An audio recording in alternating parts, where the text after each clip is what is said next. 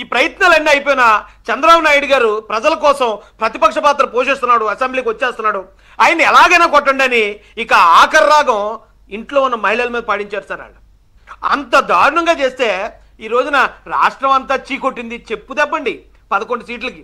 అయినా ఇంకా మాకేం తెలీదు, ఊరికే ఆయన కన్నీళ్ళు పెట్టుకున్నాడు.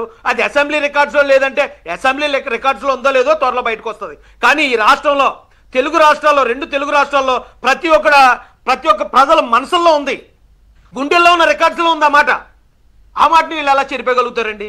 ఈరోజు నిజంగా లోకేష్ గారి చూసిన తర్వాత జగన్మోహన్ రెడ్డి ఇప్పుడే కాదండి, ఇప్పుడు మళ్ళీ అతను అధికారంలోకి మళ్ళీ వస్తాడు తర్వాత విషయం. కానీ ఎప్పుడైనా ఒకవేళ ఒక్కరోజన్నా అసెంబ్లీకి వద్దాం అనుకునే ఆ నిర్ణయాన్ని కూడా మార్చుకుంటాడు సార్. ఎందుకంటే ఆయన అన్నమాట నిజంగానే వీళ్ళ అబద్ధాలన్నీ అసెంబ్లీ సాక్షిగా అబద్ధాలతో వీళ్ళు కట్టుకున్న గుడ్డలు ఓడదీస్తాడు ఆయన ప్రజలకి సమాధానం చెప్పలేకే దాక్కున్నారు సార్. ఎమ్మెల్యే అంటే మెంబర్ ఆఫ్ లెజిస్లేటివ్ అసెంబ్లీ అండి, అంటే అసెంబ్లీకి మెంబర్స్ సార్ 11 మంది.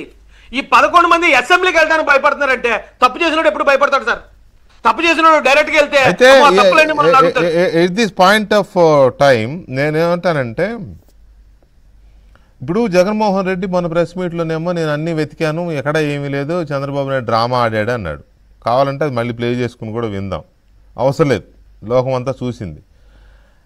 ఇప్పుడు లోకేష్ గారు ఇవాళేమో వీడియో ప్లే చేయమంటే చేస్తాం, వీడియో ఉంది, ఆడియో ఉంది. గఫూర్ గారు అనుభవంతో చెప్పిన మాట ఏంటంటే ఒక్క పేజీ కూడా లైన్ కూడా పోదు, ఎవ్రీథింగ్ రికార్డ్ అయి ఉంటుందని వారు చెప్తున్నారు. అలాంటప్పుడు జగన్మోహన్ రెడ్డి అలా మాట్లాడుతుంటే 16 నెలలైంది కదా అధికారంలోకి వచ్చి, ఇంత దారుణమైన మాటలు మాట్లాడారే, ఇవన్నీ బయటపెట్టి ప్రజల ముందు బయటపెట్టి వీళ్ళు ఒక్కొక్కరిని పరువు తీయాలి, అవసరమైతే చట్టపరంగా కూడా చర్యలు తీసుకునే అవకాశం ఉంటుందేమో అనుకుంటున్నాను. నాకు తెలియదు అసెంబ్లీకి సంబంధించి తీసుకోవచ్చా లేదా అనే మార్గాన్ని పరిశీలించాల్సిన అవసరం ఉందా లేదా రాజేష్ గారు? సార్ 100% ఉంది సార్.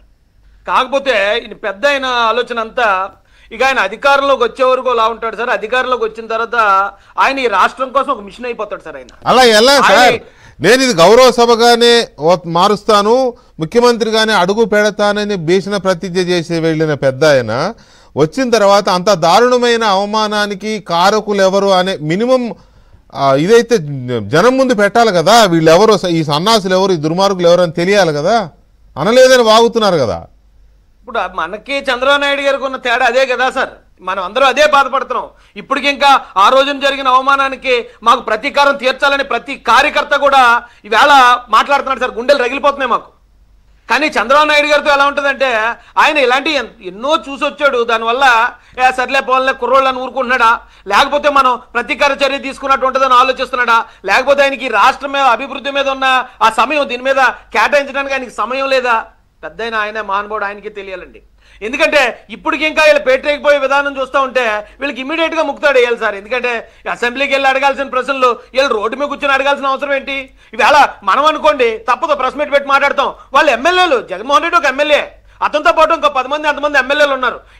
ఈ బయట చేసే ఆరోపణలన్నీ నువ్వు అసెంబ్లీకి వెళ్ళి అడగడానికి ఏంటి భయం? అంత పిరిగొడ్లు, అలాంటి వాళ్ళు, వాళ్ళతో పార్టీ, ఆ పార్టీకి ఒక నాయకుడు, వాళ్ళ కోసం మళ్ళీ మనం మాట్లాడాల్సిన అంటే ప్రతిపక్ష పార్టీగా ఉండటం ఈ రాష్ట్రం చేసుకున్న దౌర్భాగ్యం అండి. అయితే మీరు అన్నట్టు చంద్రబాబు నాయుడు గారు అనుభవంతో ఇక అది జనం చూసుకున్నారులే అని వదిలేసిన, పని బిజీలో పడి వీళ్ళ గురించి పట్టించుకోవట్లేదని మీరు అంటున్నారు.